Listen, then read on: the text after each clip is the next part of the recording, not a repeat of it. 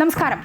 അരനൂറ്റാണ്ട് കാലം കെ.എം. മാണി എന്ന പകരം വെക്കാനില്ലാത്ത രാഷ്ട്രീയ നേതാവ് അടക്കിവാണ പാലാ മണ്ഡലത്തിലൂടെയാണ് ഇന്ന് വോട്ട് ടോക്കിന്റെ സഞ്ചാരം.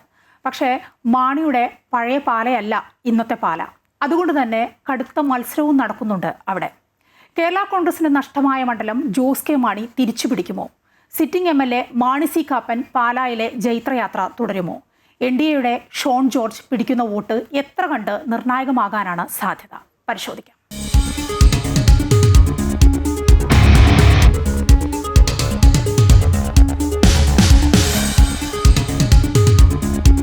(2019) മുതൽ മാണി സി കാപ്പൻ്റെ കൈപ്പിടിയിലാണ് പാല. ഇത്തവണ കൂടി, അതായത് 2026 തെരഞ്ഞെടുപ്പിന് ഇനിയിപ്പോൾ 2 ദിവസമേ ഉള്ളൂ, 2026 കൂടി മാണി സി കാപ്പൻ പിടിച്ചെടുക്കുകയാണെങ്കിൽ ഹാട്രിക് വിജയമായി. അതിനൊരു സാഹചര്യം ഉണ്ടോ പാലായിൽ? പാലയിലൊരു രാഷ്ട്രീയ കാലാവസ്ഥ അത് എങ്ങനെയാണ് വിനീഷ്? പാലായിലെ രാഷ്ട്രീയ കാലാവസ്ഥ പറയുമ്പോൾ 2019 അല്ല, 2016 വരണം. കാരണം 2016 കെ.എം. മാണി അവസാനമായി മത്സരിച്ച തെരഞ്ഞെടുപ്പ്.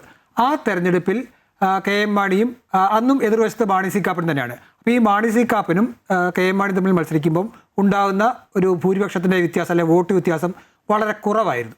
അതിന് പ്രധാനപ്പെട്ട കാരണം അന്ന് BJP സ്ഥാനാർത്ഥിയായ ഹരി അവിടെ പിടിക്കുന്ന വോട്ടാണ്. കാരണം 25,000-ഓളം വോട്ടാണ് 2016 BJP അവിടെ പിടിച്ചത്. അങ്ങനെ പിടിച്ചപ്പോൾ കെ.എം. മാണിയുടെ ഭൂരിപക്ഷം കുറഞ്ഞു. 2019 മാണി സാറിൻ്റെ വിയോഗത്തിന് ശേഷം നടന്ന ഉപതെരഞ്ഞെടുപ്പ് വരുന്നു. ആ ഉപതെരഞ്ഞെടുപ്പിൽ BJPയുടെ അതേ സ്ഥാനാർത്ഥിയോടെ മത്സരിക്കുമ്പോഴും അവിടെ ആ 25,000-ൽ നിന്ന് 18,000-ആയിട്ട് ആ വോട്ട് കുറയുന്നുണ്ട്. അപ്പോൾ അവിടെ ആ കുറവ് വന്ന സമയത്ത് അവിടെ മാണി സി കാപ്പൻ വിജയിക്കുന്നത് 3,000-ൽ താഴെ വോട്ടുകൾക്ക് മാത്രമാണ് മാണി സി കാപ്പൻ വിജയിക്കുന്നത്. അതിനുശേഷം കഴിഞ്ഞ നിയമസഭാ തെരഞ്ഞെടുപ്പ് വരുമ്പോഴത്തേക്ക് 2011 വരുമ്പോൾ വീണ്ടും BJPയുടെ വോട്ട് വലിയ തോതിൽ കുറയുന്നു. അപ്പോൾ ആ വ്യത്യാസം മാണി സി കാപ്പൻ്റെ ഭൂരിപക്ഷത്തിൽ വലിയ തോതിൽ കൂടുകയും ചെയ്തു. അങ്ങനെ BJPയുടെ വോട്ട് കുറഞ്ഞു വരുന്ന അനുസരിച്ച് മാണി സി കാപ്പൻ്റെ വോട്ട് കൂടി വരുന്ന ഒരു സാഹചര്യമാണ് നമ്മൾ പാലാ നിയമസഭാ തെരഞ്ഞെടുപ്പുകളിൽ കഴിഞ്ഞ 3 തെരഞ്ഞെടുപ്പുകളിലും കണ്ടത്. അപ്പം ആ ഒരു സാഹചര്യത്തിൽ ഇത്തവണ ആ സാഹചര്യത്തിലേക്ക് വരുന്നത് ഷോൺ ജോർജ് എന്ന BJPയുടെ ഒരു ശക്തനായ നേതാവാണ്. BJPയുടെ സംസ്ഥാന വൈസ് പ്രസിഡന്റ് കൂടിയാണ്. അതെ. അപ്പം ഈ ഷോൺ ജോർജ് തീർച്ചയായിട്ടും BJPയുടെ വോട്ടുകൾ പൂർണ്ണമായും പിടിക്കും. അപ്പം അങ്ങനെ ഷോൺ ജോർജ് വോട്ടുകൾ കൂട്ടിയാൽ അതിൻ്റെ നഷ്ടമുണ്ടാവുക മാണി സി കാപ്പനായിരിക്കും. അപ്പോൾ മാണി സി കാപ്പൻ്റെ ഈ വോട്ട് ഷോൺ ജോർജ് BJPയുടെ 24,000 പിടിച്ചാൽ പോലും മാണി സി കാപ്പൻ്റെ വോട്ട് വലിയ തോതിൽ താഴും. പക്ഷേ ഷോൺ ജോർജ് 2016 BJP ഒന്നും അല്ല ഇപ്പോൾ പാലായിലുള്ള BJP. അതുകൊണ്ട് തന്നെ വലിയ തരത്തിൽ വോട്ട് വർദ്ധിപ്പിക്കാനുള്ള സാഹചര്യം നിലനിൽക്കുന്നുണ്ട്. അങ്ങനെ ഷോൺ ജോർജ് വോട്ട് വർദ്ധിപ്പിച്ചു പോയാൽ മാണി സി കാപ്പന് വലിയ തിരിച്ചടിയുണ്ടാകും. ആ സാഹചര്യത്തിൽ ഷോൺ ജോർജിന്റെ കാര്യം പറഞ്ഞപ്പോഴാണ് ഈ പൂഞ്ഞാറിലെ 5 പഞ്ചായത്തുകൾ അത് ഇപ്പോൾ പാലായുടെ ഭാഗമാണ് അല്ലേ? നേരത്തെ തന്നെ ആയിട്ടുണ്ട് അത്. അപ്പോൾ തൊട്ട് അതാണ് PC-യും കെ.എം. മാണിയും തമ്മിലുണ്ടായിരുന്ന ഒരു ബന്ധം. PC-യെ പലപ്പോഴും മാറ്റി നിർത്താതെ കൂടെ നിർത്തിയത് പോലും മാണി സാർ നിർത്തിയത് അതുകൊണ്ടാണെന്നൊക്കെ കേട്ടിരുന്നു. ആ വോട്ട് അത് നിർണായകമല്ലേ? അത് ഷോണിന്റെ കൂടെ വരില്ലേ ഇപ്പോൾ? അതെ, തീർച്ചയായിട്ടും. അതാ പറഞ്ഞത്, ഈ ഷോൺ ജോർജ് BJPയുടെ നിലവിലുള്ള വോട്ടുകളെല്ലാം പിടിക്കുന്നതിന് പുറമെ ഈ പൂഞ്ഞാറിൽ നിന്ന് പാലായിലേക്ക് ചേർക്കപ്പെട്ട സ്ഥലമുണ്ട്. അത് PC ജോർജിന്റെ ഒരു സ്വാധീനത്തിൽപ്പെട്ട മേഖല തന്നെയാണ്. ആ വോട്ടുകൾ കഴിഞ്ഞ തെരഞ്ഞെടുപ്പുകളിലൊക്കെ അത് മാണി സി കാപ്പനിലേക്ക് പോയി. കാരണം ജോസ് കെ മാണിക്കെതിരെ നീങ്ങുക എന്നുള്ള PC ജോർജിന്റെ ഒരു തന്ത്രത്തിന്റെ കൂടെ ഭാഗമായിട്ട് ആ വോട്ടുകളൊക്കെ നല്ല തോതിൽ മാണി സി കാപ്പന് കിട്ടിയിട്ടുണ്ട്. പക്ഷേ ഇത്തവണ സ്വന്തം മകൻ അവിടെ മത്സരിക്കുന്നു. അതുകൊണ്ട് തന്നെ ഷോൺ ജോർജിലേക്ക് ആ വോട്ട് വരും. മാത്രമല്ല, നേരത്തെ ഞാൻ പറഞ്ഞ പോലെ ഈ BJPയിൽ നിന്ന് മാണി സി കാപ്പന് പോയ വലിയൊരു വോട്ടുണ്ട്. അതായത് BJPക്ക് കുറയുമ്പോൾ മാണി സി കാപ്പന് കൂടുന്ന ആ വോട്ട്, ആ വോട്ടും ഷോൺ ജോർജ് തിരികെ പിടിക്കുകയാണെങ്കിൽ അവിടെ അത് ഞാൻ പറഞ്ഞത് മാണി സി കാപ്പൻ വലിയൊരു തകർച്ച നേരിടും. അങ്ങനെ വരികയാണെങ്കിൽ ഇപ്പുറത്ത് ജോസ് കെ മാണിക്ക് വലിയ പ്രശ്നങ്ങളില്ല. കാരണം കിട്ടുന്ന വോട്ടുകൾ അത് നിലനിർത്താൻ കഴിഞ്ഞാൽ പോലും ജോസ് കെ മാണിക്ക് അവിടെ വലിയൊരു സാധ്യത ഉണ്ടാകും. അങ്ങനെ ജോസ് കെ മാണി പാല തിരിച്ചു പിടിക്കുന്ന ഒരു സാഹചര്യത്തിലേക്ക് നിഷ്പ്രയാസം എത്താൻ കഴിയും. അപ്പം ജോസ് കെ മാണിയെ സംബന്ധിച്ചിടത്തോളം ഈ തെരഞ്ഞെടുപ്പ് കഴിഞ്ഞ തെരഞ്ഞെടുപ്പുകൾ പോലെയല്ല, അതിനേക്കാൾ അനുകൂലമായൊരു സാഹചര്യം ഇപ്പോൾ, അതായത് പ്രത്യേകിച്ച് ഷോൺ ജോർജോട് വരുമ്പോൾ ഒരു പടിയെങ്കിലും ജോസ് കെ മാണിക്ക് അവിടെ സാധ്യത കൂടുകയാണ്. അത് പരമാവധി പ്രയോജനപ്പെടുത്തുകയും ഒപ്പം തന്നെ കഴിഞ്ഞ ഭരണത്തിന്റെ ഭാഗമായിരുന്ന ജോസ് കെ മാണിയോട് പാലക്കാർക്ക് ചില വിരോധങ്ങളൊക്കെ ഉണ്ട്. ജോസ് ഉപതെരഞ്ഞെടുപ്പ് സമയത്തെ മാണി സാറിൻ്റെ പിൻഗാമി എന്ന നിലയ്ക്ക് മത്സരിക്കേണ്ടതായിരുന്നു ജോസ് കെ മാണി. പക്ഷേ മാറി നിൽക്കുകയാണ് ചെയ്തത്. ജോസ് ടോം പുളിക്കുന്നലിനെ അങ്ങ് ഏൽപ്പിച്ചു. അതാണ് ഉണ്ടായത്. അതേസമയം അന്ന് തന്നെ ആ ഉപതെരഞ്ഞെടുപ്പ് സമയത്ത് തന്നെ ജോസ് കെ മാണി മത്സരിച്ചിരുന്നുവെങ്കിൽ ചിത്രം ഇങ്ങനെ ആവുമായിരുന്നില്ല. ഉറപ്പായും ജയിക്കും. സഹതാപ തരംഗം കൂടിയുണ്ട്.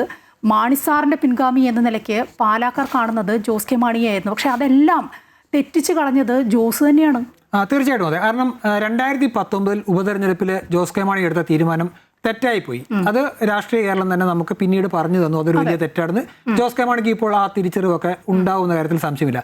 കാരണം ജോസ് കെ മാണി ഒരുപക്ഷെ അന്ന് ചിന്തിച്ചിട്ടുണ്ടാവും, അച്ഛൻ മത്സരിച്ച മണ്ഡലം, അച്ഛന് ശേഷം മകൻ വരുന്നു, അങ്ങനെ അല്ല, ഇതൊരു പാർട്ടിയാണ്, ഞാൻ ആ പാർട്ടിയുടെ അച്ഛന് ശേഷം പാർട്ടിയുടെ ചെയർമാനാണ്. അപ്പം അങ്ങനെ ഒരു പരമ്പരാഗതമായ രീതിയിലല്ല, ആ രാഷ്ട്രീയപരമായ രീതിയിൽ അങ്ങനെ പിടിച്ചെടുക്കാവുന്ന നിഷ്പ്രയാസം. അന്ന് ജോസ് കെ മാണി മത്സരിക്കുമെന്ന് പറഞ്ഞാൽ കേരള കോൺഗ്രസ് എമ്മിലെ ഒരാൾ പോലും എതിർപ്പ് പറയില്ല, വിജയിക്കാനുള്ള സാധ്യതയും കൂടുതലാണ്. പക്ഷേ ആ സമയത്ത് അങ്ങനെയല്ല, മാറി നിൽക്കാമെന്നൊരു തീരുമാനമാണ് ജോസ് കെ മാണിയുടെ ഭാഗത്തുനിന്നുണ്ടായത്. അത് തീർച്ചയായിട്ടും ജോസ് കെ മാണി എടുത്ത ഒരു തെറ്റായ തീരുമാനമാണ്.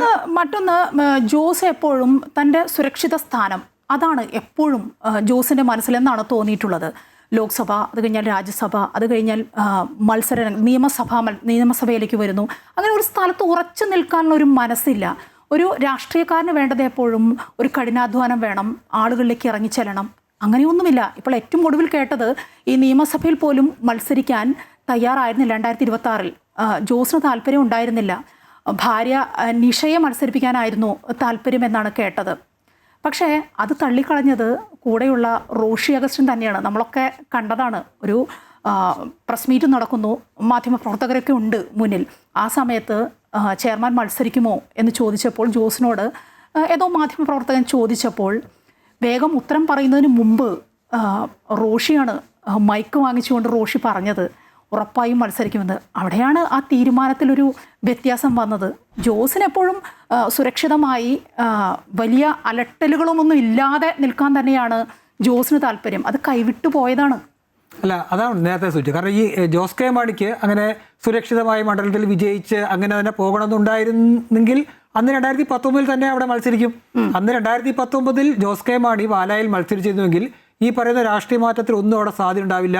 എങ്ങനെയാണോ KM മാണി പാലായെ കൊണ്ടു നടന്നത്, എങ്ങനെയാണോ പാലാക്കാർ KM മാണിയെ കൊണ്ടു നടന്നത്, അതേപോലെ ആ തുടർച്ച ജോസ് കെ മാണിക്ക് കൊണ്ടുപോകാൻ കഴിയുമായിരുന്നു. അപ്പം അവിടെ ജോസ് കെ മാണി എനിക്ക് സുരക്ഷിതമായ ഒരു മണ്ഡലമാണ്, അവിടെ മത്സരിച്ച് അത് സുരക്ഷിതമാക്കി അങ്ങനെ മുന്നോട്ട് പോകുക എന്തൊരു കാഴ്ചപ്പാട് ജോസ് കെ മാണിക്ക് അന്നും ഉണ്ടായിരുന്നില്ല. ഒരുപക്ഷെ ഇന്നും ജോസ് കെ മാണി കേരള കോൺഗ്രസ് എമ്മിൽ ജോസ് കെ മാണി ഒരു സീറ്റ് വേണമെന്ന് ആവശ്യപ്പെട്ടാൽ അത് നിഷേധിക്കാനൊന്നും കേരള കോൺഗ്രസ് എമ്മിലൊന്നും കഴിയത്തൊന്നുമില്ല. അപ്പം ഇപ്പോഴും ജോസ് കെ മാണി അങ്ങനെ താൻ രാജ്യസഭയിലുണ്ട്, അപ്പോൾ എനിക്ക് ഒരു നിയമസഭ വേണമെന്നില്ല, മത്സരിക്കണമെന്നില്ല, അത് ആർക്ക് വേണമെങ്കിലും പാർട്ടിയിലെ ഏതെങ്കിലും ഒരു പ്രവർത്തകന് ഒരു നേതാവിന് കൊടുക്കാൻ തയ്യാറാവുകയും അങ്ങനെ ആ മണ്ഡലം തനിക്ക് പകരം മറ്റൊരാൾ ആരായാലും മതി, പാർട്ടിക്ക് വേണ്ടിയിട്ട് ഇപ്പോഴും കൊടുക്കാൻ തയ്യാറായ ഒരു നേതാവായി ജോസ് കെ മാണിയെ നമുക്ക് വേണമെങ്കിൽ അങ്ങനെയും വിലയിരുത്താം. പക്ഷേ ഇടതുമുന്നണിയുടെ ഭാഗമായി നിന്നു. അദ്ദേഹം നിയമസഭയിൽ വിജയിക്കാൻ കഴിഞ്ഞില്ല, ലോക്സഭയിൽ ഒരു തവണ പരാജയപ്പെട്ടു.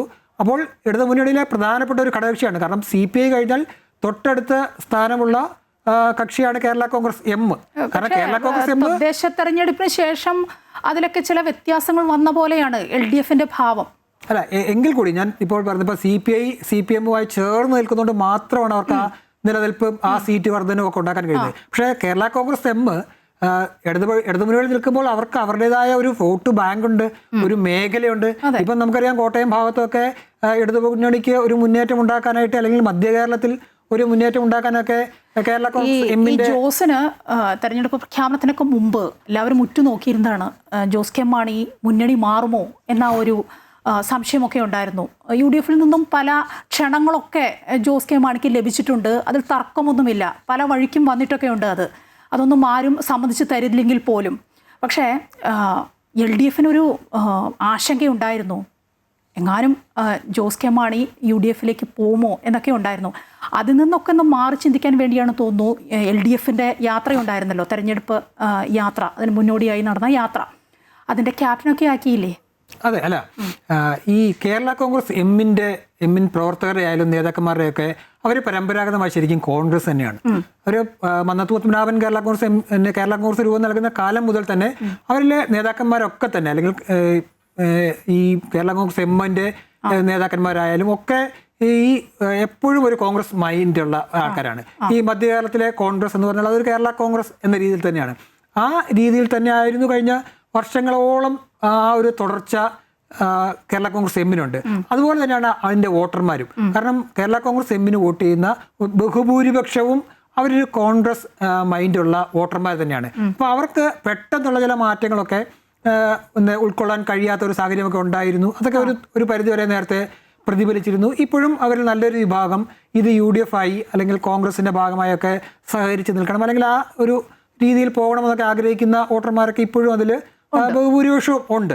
അപ്പം ആ ഒരു സാഹചര്യത്തിൽ ഏത് കാലഘട്ടത്തിലും UDFിനോട് അങ്ങനെ ഒരു UDF ഉണ്ടായ ചില പ്രശ്നങ്ങളുടെ ഭാഗത്താണ്, അത് നേതൃത്വപരമായ നേതാക്കന്മാരുമായി ഉണ്ടായ ചില പ്രശ്നങ്ങളും ഒക്കെയാണ്. അല്ലാതെ ഒരു ആശയപരമായി ഒരു എതിർപ്പൊന്നും ഒരിക്കലും കോൺഗ്രസുമായിട്ട് ഈ കേരള കോൺഗ്രസ് എമ്മിനില്ല. അപ്പം ആ ഒരു സാഹചര്യത്തിൽ അങ്ങനെ ഒരു മനസ്സ് കേരള കോൺഗ്രസിനുണ്ടെന്നുള്ളത് ഇടതു മുന്നണിക്ക് നന്നായിട്ട് അറിയാം. അപ്പോൾ അതുകൊണ്ട് അങ്ങനെ ഒരു വാർത്ത പുറത്തു വരുമ്പോൾ അതിനുള്ളൊരു സാധ്യത അവർ കാണുകയും അത് ഒഴിവാക്കാനുള്ള ഇടപെടലൊക്കെ നടത്തുകയും ഉറപ്പിച്ച് ഇടതു മുന്നണിയിൽ തന്നെ നിർത്തി. ജോസ് കെ മാണി തന്നെ ഞങ്ങൾ ഇടതു മുന്നണിയുടെ ഭാഗമായിരുന്നു, സർക്കാരിൻ്റെ ഭാഗമായിരുന്നു, അത് തുടരും, അടുത്ത ഒരു 3ാം ഭരണത്തിൽ ഞങ്ങൾ ഉണ്ടാവും എന്നൊരു സന്ദേശം നൽകിക്കൊണ്ട് ഇടതു മുന്നണിക്കൊപ്പം ഉറച്ചു നിൽക്കുക തന്നെയാണ്. അങ്ങനെ തന്നെയാണ് ഈ തെരഞ്ഞെടുപ്പിലേക്കും കേരള കോൺഗ്രസ് എം പോകുന്നത്. അതുകൊണ്ട് തന്നെ അവർക്ക് ആ രീതിയിലുള്ള ആശയക്കുഴപ്പങ്ങൾ നിലവിലുണ്ടോ എന്ന് ചോദിച്ചാൽ ഒരു പരിധിവരെ ഇല്ല. പക്ഷേ അവർക്കൊരു മനസ്സെപ്പോഴും UDF ഉണ്ട്. പക്ഷേ അവർ കേരള കോൺഗ്രസ് ആണ്.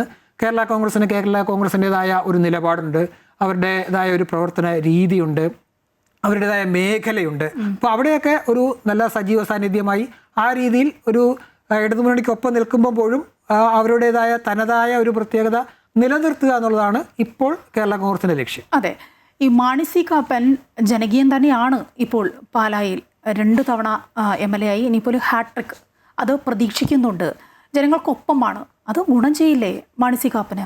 അല്ല, മാണി സി കാപ്പൻ അതിനു മുമ്പ് തൊട്ടേ പാലായിലുണ്ട്.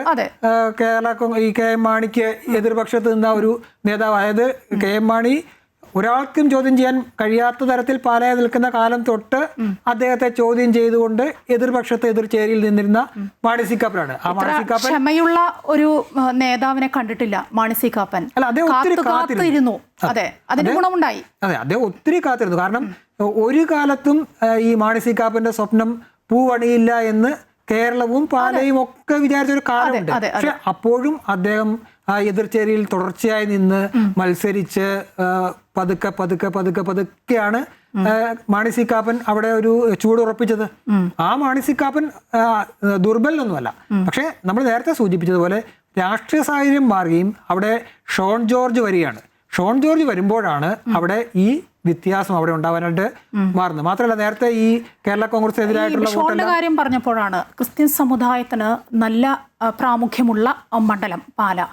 താമര ചിഹ്നത്തിൽ ക്രിസ്ത്യൻ മതവിഭാഗത്തിൽപ്പെട്ട ആളുകൾ പോയി വോട്ട് ചെയ്യുമോ? അതെ, നമുക്ക് 25,000-ഓളം പേർക്ക് അവിടെ BJPക്ക് നേരത്തെ താമര ചിഹ്നത്തിൽ ഒരു ക്രിസ്ത്യൻ അല്ലാത്ത ഒരു സ്ഥാനാർത്ഥിക്ക് വോട്ട് അവിടെ ചെയ്തിട്ടുണ്ട്.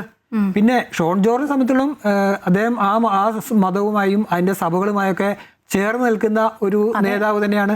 മാത്രമല്ല, ആ പാലായിൽ ക്രൈസ്തവർക്ക് ഒരു പ്രശ്നം ഉണ്ടാകുമ്പോൾ മുന്നിട്ടിറങ്ങാൻ പറ്റിയ ഒരു നേതാവും അങ്ങനെ ഇറങ്ങി ഇടപെടുന്ന ഒരു നേതാവും ഷോൺ ജോർജാണ്. മാത്രമല്ല, നമുക്കറിയാം ഛത്തീസ്ഗഡില് കന്യാസ്ത്രീകൾക്ക്, മലയാളികളായ കന്യാസ്ത്രീകൾക്ക് അവിടെ പ്രശ്നം ഉണ്ടാകുമ്പോൾ നിയോഗിക്കപ്പെട്ട BJPയുടെ സംസ്ഥാന നേതൃത്വം തന്നെ നിയോഗിക്കപ്പെട്ട് അവിടെ എത്തുകയും അത് പരിഹരിക്കുകയും ചെയ്ത നേതാവാണ് ഷോൺ ജോർജ്. മാത്രമല്ല, ഇപ്പോൾ FCRA അവസാനം വിവാദത്തിലേക്ക് വന്നു. FCRA ബില്ല് പാർലമെന്റിൽ അവതരിപ്പിക്കുമെന്ന് ലിസ്റ്റ് ചെയ്ത സാധനമാണ്.